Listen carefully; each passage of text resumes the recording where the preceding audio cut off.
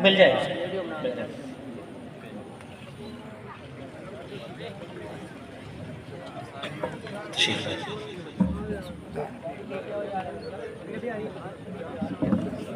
آپ تمام حضرات تشریف رکھیں بھئی تمام حضرات سے گزارش ہے کہ اپنے جگہوں پر تشریف رکھیں انشاءاللہ تعالی ہمارے آج کے معزز مہمان اور خطیب ابن خطیب حضرت مولانا سید عبد المجید ندیم شاہ صاحب رحمۃ اللہ علیہ ان کے فرزند انجمن اور ان کے جانشین اور بہت ہی قابل احترام حضرت مولانا سید فیصل ندیم شاہ صاحب دامت برکاتہم العالیہ آپ حضرات کے سامنے جلوہ افروز ہو رہے ہیں اور انشاءاللہ تعالی آپ حضرات کو اپنا خطاب سنائیں گے۔ حضرت الحمدللہ میں نے 2-3 سال سے ان کے پیچھے لگا ہوا تھا، بار بار گزارش کی کہ آپ وقت دیں اور کئی دفعہ بیرون ملک سفر پر تھے، اس وجہ سے پھر وقت نہ مل سکا۔ انہوں نے ابھی مہربانی فرمائی اور آج ہماری سرزمین پر تشریف لائے۔ میں حضرت شاہ صاحب کو بھی مکلوڈ گنج آمد پر آپ کو خوش آمدید کہتا ہوں، مکلوڈ گنج کے تمام شہریوں کی جانب سے آپ کو خوش آمدید کہتا ہوں۔ میری ایک دفعہ پھر گزارش ہے کہ جو ساتھی باہر چلے گئے ہیں اور مجھے معلوم ہے کہ وہ ویسے کھڑے ہیں، ان تمام حضرات سے گزارش ہے کہ وہ جلدی اپنی اپنی جگہوں پہ تشریف رکھیں۔ انشاءاللہ تعالی حضرت شاہ صاحب کا بیان ختم ہوگا، اب وہ بیان شروع ہوگا۔ اب آپ کے سامنے تشریف لاتے ہیں حضرت مولانا سید فیصل ندیم شاہ صاحب دامت برکاتہم العالیہ۔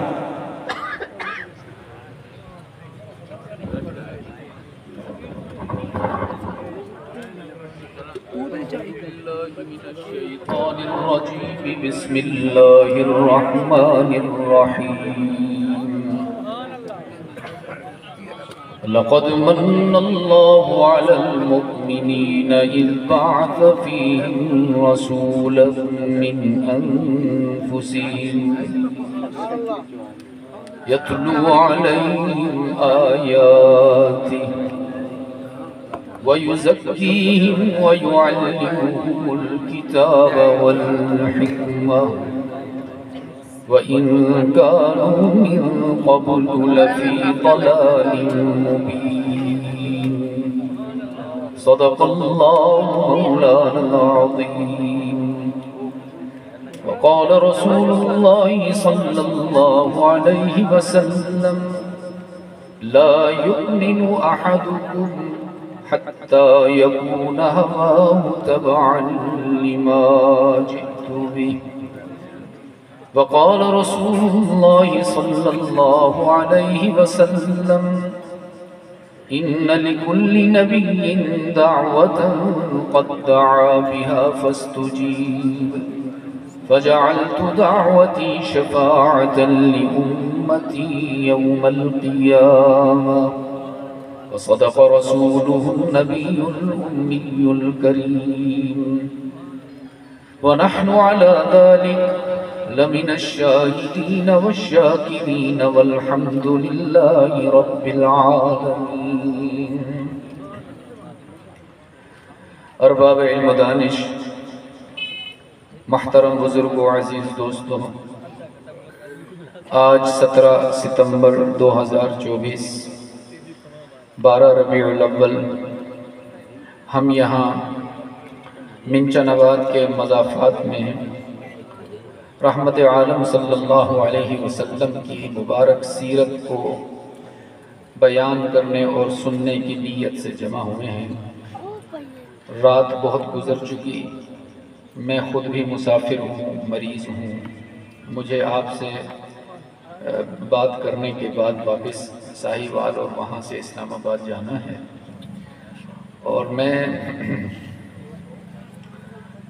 مولانا طلحہ صاحب کا شکر گزار بھی ہوں، تھوڑا سا خفا بھی ہوں۔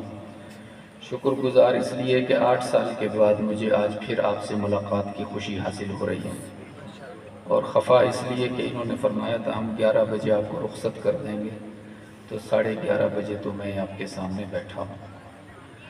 اب مجھے اپنے اوپر بھی رحم آ رہا ہے اور آپ پر بھی رحم آ رہا ہے۔ دل کرتا ہے 1-2 اشعار آپ کو سنا دوں اور پھر ہم دعا کریں۔ آپ حضرات سرائکی سمجھ لیتے ہو تھوڑی دیر؟ یہ رات کو میں تھا شوج آباد میں، ملتان کے قریب، تو ہمارے شوجاباد کا ایک شاعر بڑا مشہور ہے، اوندا نام ہے شاکر شوجابادی، پتہ نہیں تساں کو جان دے وے پڑھ دے وے۔ جب میں بہت تھک جاتا ہوں اور آپ کی بھی تھکن دیکھ رہا ہوں تو مجھے اس کا ایک شعر یاد ہو۔ بچے بیٹا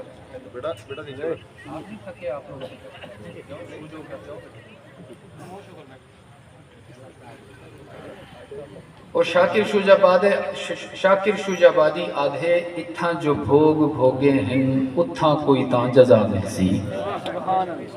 بھوگ بھوگے سمجھتے گئے؟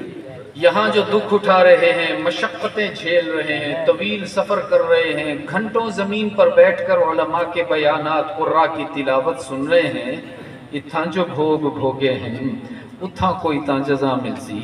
وہ تھکیڑے سارے لہوے سن نبی ملسی خدا ملسی۔ میں نے آپ سے 15 منٹ لینے اگر آپ مجھے دے دیں، اس سے زیادہ نہیں۔ یہ پوری کائنات اللہ کے انعامات کا گلدستہ ہے، ہم جدھر دیکھتے ہیں اس کے انعامات بکھرے ہوئے ہیں۔ قرآن کریم کے 30 پاروں میں بھی اللہ نے بار بار اپنے انعامات کا ذکر فرمایا ہے۔ ایسی تھوڑا سا آپ کے سامنے عرض کرتا ہوں۔ فرمایا ان اللہ فالق الحب والنوا، ان اللہ فالق الحب والنوا یخرج الحی من المیت ومخرج المیت من الحی۔ رب العالمین نے فرمایا کیا تم یہ سمجھتے ہو کہ تمہاری محنت سے زمین سے غلے اگ رہے ہیں؟ حق تعالی نے فرمایا تمہاری محنت کا کوئی دخل نہیں، یہ سراسر میرا انعام ہے کہ تمہاری فصلیں لہلاتی ہیں۔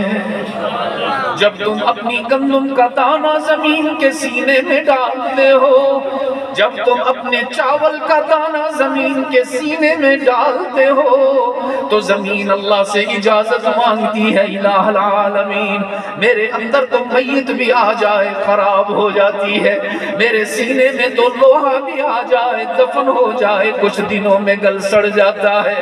زمین عرض کرتی ہے الہ العالمین تیرے گناہگار بندے نے اپنا دانہ میرے سینے میں دفن کیا ہے، نہ نماز پڑھتا ہے، نہ عشر دیتا ہے، نہ زکوٰۃ دیتا ہے، مجھے اجازت دیجیے میں اس کے گندم کے دانے کو خراب کر دوں۔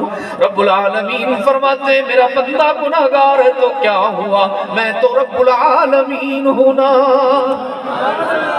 اس نے مجھ پر اعتماد کرتے ہوئے اپنا غلہ تیرے سینے میں دفن کیا، اب میرا آرڈر سن، میرا حکم سن، میرے بندے کی ڈالی ہوئی گندم کے دانے کو خراب نہیں کرنا، اسے گلزار بنانا ہے۔ اس کے ایک دانے کو 1000 دانوں میں تبدیل کر کے واپس لوٹانے والا کون؟ کون؟ تھکے بیٹھے ہوئے اللہ دا نام گھندے ہوئے تو تھکے بیٹھے ہوئے۔ ارے یہ تو وہ نام ہے جو کمزوروں کو طاقتور کر دیتا ہے، ارے یہ تو وہ نام ہے جو بیماروں کو صحت مند کر دیتا ہے، یہ وہ نام ہے جو بوڑھوں کو جوان کر دیتا ہے۔ اللہ سے محبت ہی تو وہ عقیدہ ہے جو مسلمان کو بوڑھا ہونے ہی نہیں دیتی ہے۔ ایک اور مقام پر فرمایا الم نجعل الارض مہادا، کبھی غور کیا تم نے اس زمین کو تمہارے لیے قالین بنا کر بچھانے والا کون ہے؟ اور اگر جواب وہ دے دو جو میرے ابا نے تمہیں سکھایا ہے تو میری تھکن اتر جائے۔ صرف اللہ نہیں کہنا، اللہ ہی کہنا ہے، اس لیے کہ کچھ نادان کہتے ہیں، بے وقوف کہتے ہیں جی اللہ بھی کرتا ہے، اور رحمت عالم کے غلام کہتے ہیں کہ اللہ ہی کرتا ہے۔ فرمایا الم نجعل الارض مہادا والجبال اوتادا وخلقناكم ازواجا وجعلنا نومكم سباتا وجعلنا الليل لباسا وجعلنا النهار معاشا وبنينا فوقكم سبعا شدادا وجعلنا سراجا وهاجا۔ کبھی غور کرو نا، آسمان کو بلند کرنے والا کون ہے؟ زمین کا قالین بچھانے والا کون ہے؟ اللہ کو معلوم تھا تم تنہا زندگی نہیں گزار سکتے ہو، اللہ نے تمہیں رشتوں کی خوبصورتی عطا فرمائی، اولاد کی نعمت عطا کرنے والا کون ہے؟ ایک اور مقام پر فرمایا اَوَلَمْ يَرَوْا إِلَى الطَّيْرِ فَوْقَهُمْ صَافَّاتٍ وَيَقْبِضْنَ، آسمان کے دامن میں اڑنے والے پرندوں پر نگاہ ڈالو نا، تم یہ سمجھتے ہو یہ اپنے پر پھیلاتے ہیں تو اڑتے نظر آتے ہیں، رب کا اعلان ہے مَا يُمْسِكُهُنَّ إِلَّا الرَّحْمَنُ، پرندے پروں سے نہیں اڑتے، یہ تو اللہ کے کرم سے اڑتے نظر آتے ہیں۔ ایک اور مقام پر فرمایا اَنَّا صَبَبْنَا الْمَاءَ صَبًّا ثُمَّ شَقَقْنَا الْأَرْضَ شَقًّا فَأَنبَتْنَا فِيهَا حَبًّا وَعِنَبًا وَقَضْبًا وَزَيْتُونًا وَنَخْلًا وَحَدَائِقَ غُلْبًا وَفَاكِهَةً وَأَبًّا، آسمان سے ٹپکنے والا ہر بارش کا قطرہ اللہ کا انعام بنتا ہے، زمین پر آتا ہے، زمین کی پیاس بجھاتا ہے، پھر اس کو تازہ دم کر دیتا ہے، پھر تم اپنا دانہ ڈالتے ہو۔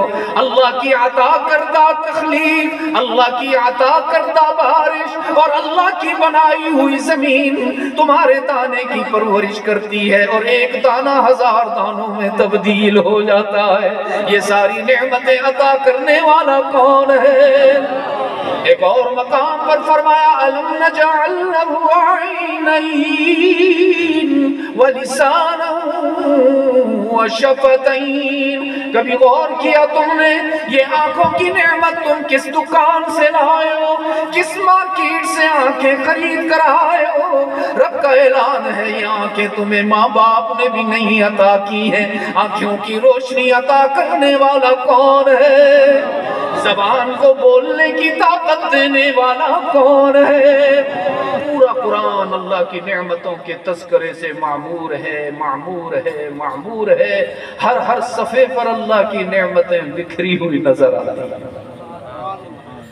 لیکن منچن آباد کے روشن ضمیروں، اللہ نے جہاں بھی قرآن میں اپنی نعمت کا ذکر کیا ہے برسبیل تذکرہ ذکر کیا ہے۔ گویا اللہ یہ ظاہر فرماتے ہیں آسمان تمہارے لیے تو بہت بڑی نعمت ہے، اللہ کے نزدیک اس کی کوئی قیمت نہیں۔ پانی تمہارے لیے بہت بڑی نعمت، آکسیجن تمہارے لیے بہت بڑی نعمت، رات تمہارے لیے نعمت، دن کا اجالا تمہارے لیے بہت بڑی چیز، لیکن اللہ کے نزدیک ان کی کوئی قیمت نہیں۔ ہاں ایک انعام اللہ کا ایسا ہے جب اللہ اس کا ذکر کرتا ہے تو الفاظ بھی بدل جاتے ہیں، اللہ کا انداز بھی بدل جاتا ہے۔ فرمایا لقد من اللہ علی المؤمنین اذ بعث فیہم رسولا، رب العالمین نے فرمایا آسمان اتنا بڑا انعام نہیں، زمین اتنا بڑا انعام نہیں، تنفس کا نظام اتنا بڑا انعام نہیں، پانی کی موجودگی اتنا بڑا انعام نہیں، جتنا بڑا انعام یہ ہے کہ میں نے تم سب کو اپنا محبوب محمد عطا فرمایا ہے۔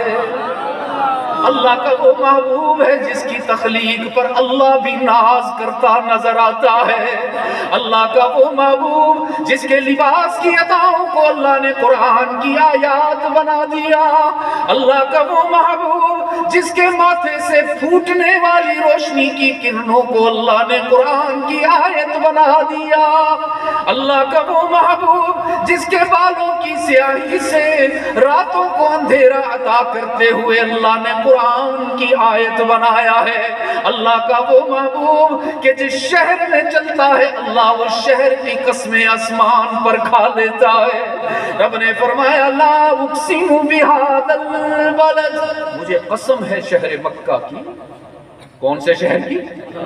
میں نے سوچا الہ العالمین مکہ کی قسم کیوں اٹھا رہے؟ فطرت نے مجھے جواب دیا کہ شاید اس لیے کہ وہاں بیت اللہ ہے، یا اس لیے کہ وہاں صفا مروہ ہے، یا اس لیے کہ وہاں زمزم کا چشمہ ہے، یا اس لیے کہ وہاں مقام ابراہیم ہے۔ اللہ کی طرف سے جواب آیا نانا لا اقسم بہذا البلد، مکہ کی قسم بیت اللہ کی وجہ سے نہیں، صفا مروہ کی وجہ سے نہیں، بیر زمزم کی وجہ سے نہیں، تو پھر یا اللہ کیوں؟ رب فرما رہے وانت حل بہذا البلد، میں جب عرش بری سے مکہ کی زمین پر نظر ڈالتا ہوں تو مجھے مکہ کی گلیوں میں اپنا محبوب محمد چلتا پھرتا نظر آتا ہے۔ محبوب کو دیکھوں پھر قسمیں کیوں نہ کھاؤں اس شہر کی۔ اللہ کا وہ محبوب کہ ساری کائنات چاہتی ہے اللہ ہم سے راضی ہو جائے۔ تم جو رات کے 12 بجے یہاں بیٹھے ہو کس لیے بیٹھے ہو کہ کون راضی ہو جائے؟ سورج روزانہ نوکری کرنے کے لیے آتا ہے کس لیے کہ کون راضی ہو جائے؟ چاند رات کو چاندنی بکھیرتا نظر آتا ہے کس لیے کہ کون راضی ہو جائے؟ ساری کائنات چاہتی ہے اللہ ہم سے راضی ہو۔ انبیاء اور رسول بھی زندگی بھر کوشش فرماتے رہے کہ اللہ ہم سے راضی ہو، اور ایک ذات ہے اللہ جس کے بارے میں کہہ رہا ہے میرے محبوب ساری کائنات اللہ کو راضی کرنا چاہتی ہے، اور اللہ چاہتا ہے میرا محمد مسکراتا ہوا نظر آ جائے۔ وَلَسَوْفَ يُعْطِيكَ رَبُّكَ فَتَرْضَىٰ، میرے محبوب میں چاہتا ہوں تو ہمیشہ مسکراتا ہوا نظر آئے، اور قربان جاؤں اپنے محبوب پر۔ سرکار دو عالم صلی اللہ علیہ وسلم نے عرض کیا الہ العالمین پھر میری بھی گزارش سن لیجئے، اگر آپ چاہتے ہیں کہ محمد خوش ہو جائے پھر میری بھی گزارش سن لیجئے۔ وَلَنْ أَرْضَىٰ وَأَحَدٌ مِّنْ أُمَّتِي فِي النَّارِ، محمد بھی اس وقت تک نہیں خوش ہوگا جب تک ساری امت کو لے کر جنت میں نہ چلا جائے۔ میں اپنی امت کو چھوڑ کر اکیلا جنت میں جا کر خوش نہیں ہو سکتا، سب کو ساتھ لے کر جاؤں گا۔ میں نے بخاری کی روایت پڑھی خطبہ میں، رحمت عالم صلی اللہ علیہ وسلم نے صحابہ سے فرمایا میرے صحابہ آج تمہیں عجیب بات بتانا چاہتا ہوں، آج تک میں نے تمہیں کبھی نہیں بتائی۔ بخاری کی روایت ہے۔ صحابہ نے عرض کی اللہ کے محبوب ارشاد فرمائیے نا، ہم تنگوش ہیں۔ رحمت عالم نے فرمایا ان لکل نبی دعوہ، اللہ نے اپنے ہر نبی کو ہر رسول کو ایک اسپیشل دعا دی تھی، ایک اسپیشل، اور اس کی اسپیشیلٹی کیا تھی؟ اس دعا کی خصوصیت کیا تھی؟ جیسے ہی نبی وہ دعا کرتے اللہ فوراً قبول فرماتے۔ رحمت عالم نے فرمایا قد دعا بها فاستجیب، ہر نبی نے اپنی اسپیشل دعا استعمال کر اور اللہ نے قبول بھی کر لی۔ صحابہ نے عرض کیا اللہ کے نبی ہمیں نہیں پتا اس اسپیشل دعا سے آدم نے کیا مانگا، نوح نے کیا مانگا، موسیٰ نے کیا مانگا، عیسیٰ نے کیا مانگا، یوسف نے کیا مانگا، یونس نے کیا مانگا۔ اللہ کے نبی آپ ذرا ہمیں یہ تو بتاؤ اس اسپیشل دعا سے محمد نے کیا مانگا ہے صلی اللہ رحمت عالم نے فرمایا نا میرے صحابہ میں نے آج تک وہ دعا استعمال نہیں کی۔ صحابہ نے عرض کیا کیوں اللہ کے نبی؟ کیا آپ کی زندگی میں کوئی ایسا موقع نہیں آیا جب آپ کا دل کرتا ہو آج وہ اسپیشل دعا استعمال کروں؟ رحمت عالم صلی اللہ علیہ وسلم کی آنکھوں میں آنسو اتر آئے اور فرمانے لگے صحابہ میری زندگی کی کتاب تمہارے سامنے کھلی ہوئی ہے، کیسے کیسے موقعوں سے نہیں گزرا، کیسی کیسی مشکلات نہیں دیکھی، کیسے بھول جاؤں جب میری سمیہ کو مکہ کے چوک پر دو ٹکڑے کر دیا گیا، کیسے بھول جاؤں جب میرے بلال کو تپتی ہوئی ریت پر لٹا کر اس کے سینے پر بھاری پتھر رکھا جاتا، کیسے بھول جاؤں جب میرے خباب ابن ارت کو انگاروں پر بھونا جاتا، کیسے بھول جاؤں جب مجھے مکہ سے مدینہ ہجرت پر مجبور کیا گیا، کیسے بھول جاؤں جب احد کے میدان میں میرے چچا حمزہ کی لاش کے 11 ٹکڑے کر دیے گئے، کیسے بھول جاؤں جب میرے دانت بھی شہید کر دیے گئے، کیسے بھول جاؤں جب 6 میل تک مجھے پتھروں کا نشانہ بنایا گیا۔ تو صحابہ نے عرض کیا اللہ کے نبی کیوں استعمال نہیں کیا آپ نے وہ دعا؟ کر لیتے نا۔ تو رحمت عالم نے فرمایا غور سے سننا عزیز دوستو، آخری ہی بات کر رہا ہوں۔ رحمت عالم نے فرمایا نہیں میرے صحابہ، मैंने वो दुआ अपनी किसी ذاتی ضرورت کے لیے استعمال نہیں کی، संभाल کے رکھی ہوئی ہے، اپنے ہاں اللہ کے رکھی ہوئی ہے۔ صحابہ نے عرض کیا پھر اللہ کے رسول کب استعمال کریں گے؟ رحمت عالم نے فرمایا فجعلت دعوتی شفاعتا لامتی یوم القیامہ، میں وہ دعا دنیا میں استعمال ہی نہیں کروں گا، جب قیامت کا دن ہوگا اور حق تعالی کی طرف سے میری امت کے کسی گناہگار کے لیے یہ فیصلہ ہوگا کہ لے جاؤ اس کو جہنم کی طرف، اس کے گناہ ناقابل معافی ہیں، اس کو سزا دی جائے گی، اور فرشتے میرے اس گناہگار امتی کو گھسیٹتے ہوئے لے جا رہے ہوں گے، وہ چلا رہا ہوگا، دہائیاں دے رہا ہوگا، بے قرار ہو کر اپنے بچوں کو پکارے گا اور میں نے تمہارے لیے حرام کمایا، اللہ کو ناراض کیا، آج مجھے جہنم جانے سے بچاؤ، اپنی بیوی کو پکارے گا اور تجھے راضی کرتے کرتے رب کو ناراض کر بیٹھا، آؤ نہ مجھے بچاؤ، اپنے ماں باپ کو پکارے گا، ابا تجھے راضی کرتے ہوئے رشوت کماتا تھا، اللہ کو ناراض کرتا تھا، آؤ نہ مجھے بچاؤ، تو منچن آباد والو اللہ کی قسم نہ اولاد اس کو بچائے گی، نہ ماں باپ قریب آئیں گے، نہ بیوی قریب آئے گی۔ اس دن دیکھ لینا، اپنی آنکھیں کھول کے دیکھ لینا، جب کسی گناہگار کو جہنم کی طرف لے جایا جا رہا ہوگا، جب کوئی کام نہیں آئے گا، اس دن میرا اور تمہارا نبی محمد مصطفیٰ اللہ کے سامنے ہاتھ جوڑ کے کھڑا ہو جائے گا، آنسوؤں کی برسات میں عرض کرے گا الہ العالمین تو نے مجھے خاص دعا دی تھی، میں نے دنیا میں استعمال نہیں کی، آج کرنا چاہتا ہوں، میری دعا قبول فرما اور اس گناہگار امتی کو جہنم سے بچا کر جنت میں داخل فرما۔ سبحان اللہ، میرا آقا اس قابل نہیں کہ اس کو چھوڑ دو، میرا نبی اس قابل نہیں کہ اس سے محبت نہ کرو، میرا نبی اس قابل نہیں کہ اس کو آئیڈیل بنانے کے بجائے ارے کسی اور اداکار کو، کسی کھلاڑی کو، کسی اناڑی کو آئیڈیل بناتے ہو، اس جیسے چہرے بناتے ہو، اس جیسے بال بناتے ہو، اس جیسا بولنا سیکھتے ہو، اس کی طرح چلنا سیکھتے ہو، ارے اس کا لباس اپناتے ہو، اور میں ہاتھ جوڑ کے کہتا ہوں کیا میرے نبی میں تمہیں کوئی کمی نظر آئی؟ کیا اس کے بالوں میں کوئی کمی نظر آئی؟ کیا اس کے چہرے میں کوئی نقص نظر آیا؟ کیا اس کے لباس میں کوئی عیب نظر آیا؟ اور جس سے اللہ محبت کرے اس سے تم پیار نہ کرو تو برباد ہو جاؤ گے، برباد ہو جاؤ گے۔ اور IMF ہمیں نہیں مارتا، اور یہودی ہمیں نہیں مارتے، اللہ کی قسم محمد کا دامن چھوڑنے سے ہم برباد ہو رہے ہیں۔ کمال کرتے ہو یار، کمال کرتے ہو، جس سے فرشتے محبت کریں، جس کے چہرے کو دیکھ کر حسان ابن ثابت نے اسلام قبول کیا، جس کے چہرے کو دیکھ کوئی بات نہ کی، مشرکین تحفے لے کر آئے، حسان یہ جو محمد ہے نا ہمارے قابو نہیں آتا، تم شاعر ہو بہت بڑے، ہم تمہیں سونا دیتے ہیں، چاندی دیتے ہیں، یمن کی چادریں دیتے ہیں، قبول کر لو، اور اپنی مہارت استعمال کر کے محمد کے خلاف اشعار بناؤ تاکہ لوگ اس سے محبت نہ کریں، نفرت کریں۔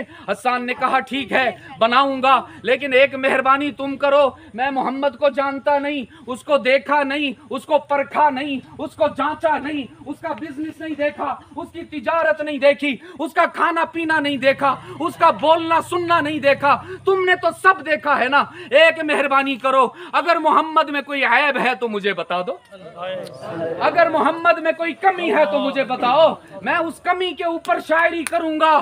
تو غور سے سنو میرے نوجوانوں، غور سے سننا رحمت عالم سے عشق کا دعویٰ کرنے والوں، وہ مشرکین کہنے لگے حسان 40 سال ہو گئے محمد کو دیکھتے دیکھتے، ہم نے ہر طرف سے اس کا جائزہ لیا، دائیں بائیں آگے پیچھے سے اس کو دیکھا، ہر قدم پر اس کو جانچا اور پرکھا، ہم اپنے بتوں کی قسم کھا کے کہتے ہیں ہمیں ان 40 سالوں میں محمد میں کوئی کمی نظر ہی نہیں آئی۔ پتہ نہیں آپ کو کیا کمی نظر آ گئی، پتہ نہیں آپ کو کیوں محمد اچھا نہیں لگ رہا۔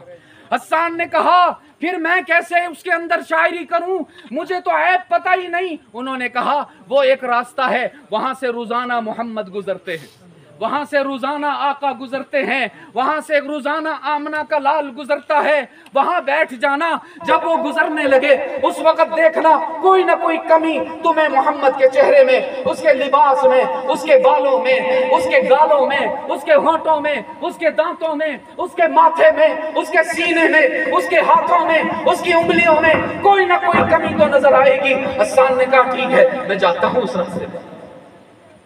حسان گئے اور اس راستے کے کونے میں بیٹھ گئے، نگاہوں میں محبت لے کے نہیں، تنقید لے کر بیٹھے کہ یہ جو شخص گزرے گا یہاں سے، دیکھوں گا اس میں عیب کیا ہے، پھر اس عیب کے اوپر شاعری کروں گا۔ بیٹھے بیٹھے بیٹھے انتظار کرتے کرتے وہ وقت آ گیا جب عبداللہ کا یتیم گزرنے لگا، ہائے ہائے وہ حسین و محجبین گزرنے لگا۔ میں کہتا ہوں جہاں کائنات کے حسینوں کے حسن کا اختتام ہوتا ہے وہاں سے آقا کے حسن کا آغاز ہوتا ہے۔ اختتام کہاں ہوتا ہے کوئی نہیں جانتا، اختتام کہاں ہوتا ہے آقا کے حسن کا کوئی نہیں جانتا۔ حسان نے جیسے ہی رحمت عالم پر نظر ڈالی، اوہ ہو اپنا دل نکال کر محمد کے قدموں پر وہیں بیٹھے بیٹھے نعت گائی۔ فرمایا لما رأیت انوارہ، لما رأیت انوارہ وضعت، لما رأیت انوارہ سطعت، وضعت من خیفتی کفی علی بصری، خوفا على بصري من حسن صورته فلست انظره الا على قدری۔ حسان کہنے لگا او میرے محبوب تجھے دیکھ کر مجھے تو یوں لگتا ہے جیسے 14ویں رات کا چاند سنہری پوشاک پہن کر فرش زمین پر اتر آیا ہو۔ میرے محبوب تجھے چلتے ہوئے دیکھ کر مجھے تو یوں لگتا ہے کہ تو تنہا نہیں چل رہا، تیرے ساتھ فرشتوں کا جلوس چل رہا ہو۔ میرے محبوب تجھ سے آنے والی مہک سے مجھے تو یوں لگتا ہے کہ پوری کائنات کے پھولوں نے تجھ سے مہکنا سیکھا ہو۔ میرے محبوب تیرے رخسار کی طلعت دیکھ کر مجھے تو یوں لگتا ہے جیسے آسمان کا سورج تیرے چہرے کا بوسہ لینے فرش زمین پر اتر آیا ہو۔ میرے آقا کو نہیں پتا حسان کو کیا ہوگا، میرے آقا کو نہیں پتا کہ حسان کیوں تڑپ رہا ہے۔ وہ تو اپنے معمول کے مطابق تشریف لے گئے اور حسان وہاں سے گھر گیا، سارا مشرکین کا لایا ہوا مال اٹھایا اور جا کے مشرکوں کے منہ پہ مارا اور کہنے لگے کتنے نادان ہو تم، ارے محمد میں عیب تلاش کرنے بھیجا تھا۔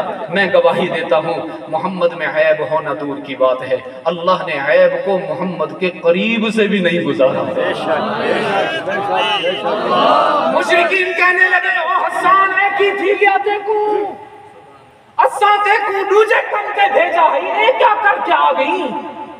حسان مسکرا کے کہنے لگا تم نے مجھے کلام بنانے بھیجا تھا، رب نے میرا کام بنا دیا۔ سبحان اللہ۔ اور پھر ہاتھ اٹھا کے کہنے لگا اشہد ان محمد رسول اللہ۔ سڑ گھنو اج دے بعد حسان دی جان بھی محمد کی تے، حسان دا ایمان بھی محمد کی تے۔ ارے اس کے چہرے کو دیکھ کر حسان مسلمان ہوا اور ہمیں اس کا چہرہ ہی پسند نہ آئے۔ آج کل بڑا رواج ہے نا جی، آج کل ربیع الاول میں ہم سارے عاشق بن جاتے ہیں۔ میرا نبی ہے ہی اسی قابل کہ ہم سب اس کے عاشق بنیں۔ بننا چاہیے کہ نہیں بننا چاہیے؟ لیکن عشق وہ ہو جو میرے نبی کو پسند ہے، وہ نہیں جو مجھے پسند ہے۔ رحمت عالم سے محبت وہ قابل قبول ہے جو ان کو پسند ہے، وہ نہیں جو مجھے پسند ہے۔ یہی ایمان ہے نا۔ اب میں آپ کو بتاؤں آخر میں کہ میرے نبی کو کیسی محبت پسند ہے، میرے نبی کو کون سے عاشق پسند ہے۔ ایک مرتبہ رحمت عالم صلی اللہ علیہ وسلم وضو فرما رہے ہیں، وضو سمجھتے ہیں؟ وضو کو عام چیز نہ سمجھا کرے، یہ بہت بڑی عبادت ہے۔ ایک دفعہ صحابہ نے عرض کیا اتعرفنا یومئذ، اللہ کے رسول قیامت میں آپ ہمیں پہچانو گے؟ اتنے لوگ ہوں گے کوئی عیسیٰ کا امتی ہوگا, کوئی موسیٰ کا امتی ہوگا, کوئی عزیر کا امتی ہوگا, آپ ہمیں پہچانو گے کہ یہ میرا غلام ہے؟ فرمایا ہاں پہچانوں گا. لکم سیماؤن لیست لاحد من الامم, تمہاری ایک خاص نشانی ہوگی, وہ صرف تمہاری ہوگی, تم سے پہلے کسی امت کو ملی ہی نہیں. صحابہ نے عرض کی اللہ کے رسول کیڑی نشانی ایسا کو دسو تو صحیح. رحمت عالم نے فرمایا تریدون علی غرم محجلین من اثر الوضو, یہ جو دنیا میں تم وضو کرو گے نا, قیامت کے دن جب قبر سے اٹھائے جاؤ گے تمہارے وضو کے اعضاء 14ویں کے چاند سے زیادہ چمک رہے ہوں گے. اسے دیکھ کر پہچانوں گا کہیں بیدہ امتی نہیں, میرا غلام اندہ پہ ہے. وضو کرتے ہیں نا آپ لوگ, میرے آقا بھی وضو فرمانے لگے. اب آج کل تو ہم واش بیسن پہ وضو کرتے ہیں یا پھر مسجد میں ٹوٹیوں پر وضو کرتے ہیں, وہاں وضو کا پانی بہہ کر چلا جاتا ہے. میرے آقا کے زمانے میں واش بیسن نہیں تھا, سیوریج کا نظم بھی نہیں تھا, وہ وہیں زمین پر بیٹھ کر وضو کرتے تھے اور زمین اپنے سینے میں اس پانی کو محفوظ کر لیتی تھی. یہ جو پانی پتہ نہیں, چلو خیر میں اور موضوع تو ہٹنا نہیں چاہ رہا. حضور صلی اللہ علیہ وسلم وضو کرنے لگے تو جیسے ہی وضو شروع کیا صحابہ ان کے ارد گرد دائرہ بنا کے کھڑے. اب میرے آقا جیسے ہی وضو کرتے ان کے جسم سے پانی وضو کا نیچے گرنے لگتا, صحابہ نیچے گرنے نہ دیتے, ہاتھ آگے بڑھا کے پانی ہاتھ میں لے کے اپنے منہ پہ لگا. سبحان اللہ. کوئی اپنے سر پہ لگاتا, کوئی اپنے سینے پر لگاتا, پھر آگے ہاتھ کرتا. اب پانی تو تھوڑا اور صحابہ زیادہ, وہ تو ہجوم کی صورت بن گئی. میرے آقا نے فرمایا ما یحملکم علی ھذا, یہ کیا کریں دے پہلے تساں, یہ کیوں کریں دے پہلے؟ صحابہ نے عرض کیا حب اللہ ورسولہ, اللہ کے رسول آپ سے محبت ہے نا تو ہمارا دل چاہتا ہے آپ کے جسم سے ٹچ ہونے والا پانی بھی زمین پر نہ گرے, ہم اسے برکت کے لیے اپنے ساتھ مس کر لیں. سبحان اللہ. اب غور سے سننا عزیز دوستو, کتنا بڑا محبت کا اظہار تھا نا کہ نبی کے مستعمل پانی کو بھی زمین پر نہیں گرنے دیا جا رہا. رحمت عالم نے فرمایا آؤ میں تمہیں بتاؤں میرا سچا عاشق کون ہوگا. یہ بات اگر آج آپ نے مجھ سے یاد کر لی نا تو انشاءاللہ میرے سفر کی قیمت لگ گئی انشاءاللہ. رحمت عالم نے فرمایا آؤ میں تمہیں بتاؤں میرا سچا عاشق کون ہوگا, مجھ سے محبت کا دعویٰ کرنے میں سچا کون ہوگا. صحابہ نے عرض کیا اللہ کے محبوب ضرور. فرمایا اس کی 3 نشانیاں. کتنی جی؟ 3. جو میرا سچا عاشق ہوگا اس کی 3 نشانیاں ہیں. پہلی نشانی رحمت عالم نے فرمایا فَلْيَصْدُقْ حَدِيثَهُ إِذَا حَدَّثَ, جو میرا سچا عاشق ہوگا کبھی جھوٹ نہیں بولے گا, ہمیشہ سچ بولے گا. اب اس آئینے میں ہم اپنی تصویر بھی دیکھتے چلے جائیں کہ ہم جو عشق کے دعوے کرتے ہیں کیا ہم میں یہ علامت پائی جاتی ہے؟ کیا ہم اگر ہم سے جھوٹ نکل بھی جائے تو ہم شرمندہ ہوتے ہیں یا خوش ہوتے ہیں؟ جھوٹ کو گناہ سمجھتے ہیں یا مہارت سمجھتے ہیں؟ پہلی نشانی ہے کہ جو آقا کا عاشق صادق ہوگا اس کی زبان جھوٹ سے نہ آشنا ہوگی. دوسری علامت رحمت عالم صلی اللہ علیہ وسلم نے فرمایا وَلْيُحْسِنْ جِوَارَ مَنْ جَارَهُ, وہ اپنے ساتھیوں کو, اپنے دوستوں کو, اپنے پڑوسیوں کو, اپنے بزنس پارٹنرز کو کبھی تکلیف نہیں پہنچائے گا, ہمیشہ آرام پہنچائے گا. اس آئینے میں بھی ہم ذرا اپنی تصویر دیکھیں. کہیں ایسا تو نہیں کہ ہمارے پڑوس میں کوئی یتیم بچہ رہتا ہو جس کا والد نہ ہو اس کو پھل لا کر دینے کے لیے, اور جب میرے بچے فروٹ کھائیں, آم کھائیں, انار کھائیں, سیب کھائیں اور چھلکے پھینکیں تو میں وہ چھلکے اٹھا کے باہر گلی میں پھینک دوں اور یتیم بچہ ان چھلکوں کو دیکھے تو اس کے دل سے ہائے نکل جائے کاش میرا پیو ہو گیا, میں کوئی کھوا گیا. کہیں ایسا تو نہیں کہ میرے پاس بڑی گاڑی ہے اور میرے پڑوسی کے پاس موٹر سائیکل ہے اور میں بڑی گاڑی لا کے اس کے دروازے پہ کھڑا کر کے اس کا دروازے کا راستہ بند کر دوں. کہیں ایسا تو نہیں کہ میں اپنے کمزور اور غریب پڑوسی کی جگہ پر اپنی دیوار کو آگے بڑھا دوں. رحمت عالم صلی اللہ علیہ وسلم نے فرمایا ایک روز جبرائیل آئے اور مجھے اتنے پڑوسیوں کے حقوق بتائے کہ مجھے ڈر لگا کہ شاید اللہ حکم دے گا کہ جائیداد میں بھی پڑوسیوں کو شامل کر لیں. اتنے حقوق ہیں پڑوسیوں. اور تیسری بات رحمت عالم صلی اللہ علیہ وسلم نے فرمایا وَلْيُؤَدِّ أَمَانَتَهُ إِذَا اؤْتُمِنَ, کہ جو میرا سچا عاشق ہوگا جب اس کے پاس کوئی امانت آئے گی تو وہ اس میں خیانت نہیں کرے گا، دیانت کے ساتھ امانت کو بر وقت واپس کر دے گا۔ آپ ذرا ان 3 نشانیوں کو اپنے اندر تلاش کیجئے کہ ہم میں کتنی پائی جاتی ہے، اور پھر اللہ ہمیں توفیق دے کہ ہم یہ ارادہ بھی کریں اور کوشش بھی کریں کہ کم از کم ان 3 نشانیوں کو تو اپنی زندگی میں زندہ کر لیں۔ سب اس کی کوشش کریں گے۔ اللہ رب العزت ہم سب کی حاضری قبول فرمائے۔ اللہ رب العزت مولانا محمد طلحہ صاحب کی زندگی میں، عمر میں، اخلاص میں، علم میں اور جہد اور کوشش میں، مشقت میں برکت عطا فرمائے۔ ان کا شکر گزار ہوں، ان کا بہت اصرار رہا، میں ہمیشہ پہلو بچاتا رہا، آج ان کی محبت غالب آ گئی۔ اللہ رب العزت ہمیشہ آپ لوگوں کی اولادوں میں بھی دین کو زندہ فرمائے، آپ کی نسلوں کو بھی علماء اور مفتیان کرام بنائے، دعوت دین کے لیے آپ سب کو قبول فرمائے۔ اللہ رب العزت آپ کو اجر عظیم عطا فرمائے۔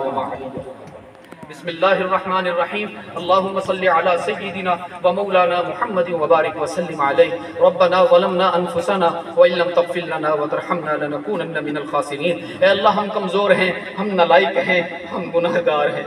اے اللہ کہیں میں کو پتہ ہوئے نہ ہوئے تیرے کو سارا کچھ پتہ ہے، تیرے سے کچھ چھپا ہوا نہیں ہے یا اللہ۔ تیری مہربانی تو نے دنیا والوں کے سامنے ہماری عزت رکھی ہوئی ہے یا اللہ۔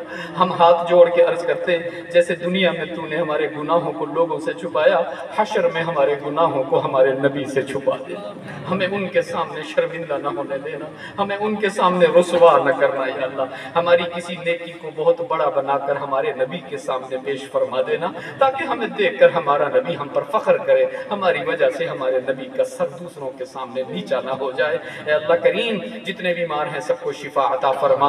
اے اللہ جتنے اس دنیا سے جا چکے ایمان کی حالت میں، بالخصوص ہمارے والدین، اساتذہ کرام، عزیز و اقارب، رشتہ دار، پڑوسی، اے اللہ سب کی مغفرت فرما دے۔